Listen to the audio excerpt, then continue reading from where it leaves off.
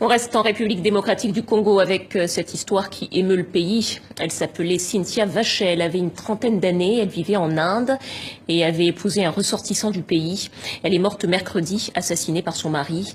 Les assassinats d'Africains se multiplient en Inde. Hier, les habitants de Kinshasa ont manifesté pour dénoncer ces crimes. Le récit de Mélissa Chemam.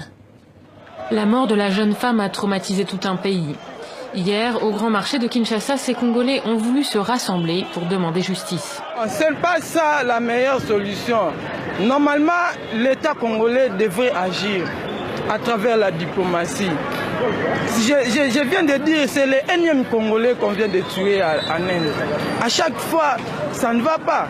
Raison pour laquelle vous voyez la population en train de revendiquer. Cynthia Vachey Kadima a été retrouvée morte en Inde dimanche, son corps découpé en morceaux. Elle aurait succombé aux violences infligées par son mari, un Indien répondant au nom de Rupesh Kumar.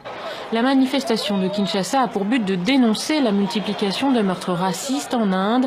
La population déplore aussi la passivité des autorités congolaises en matière d'enquête de justice et de demande de réparation.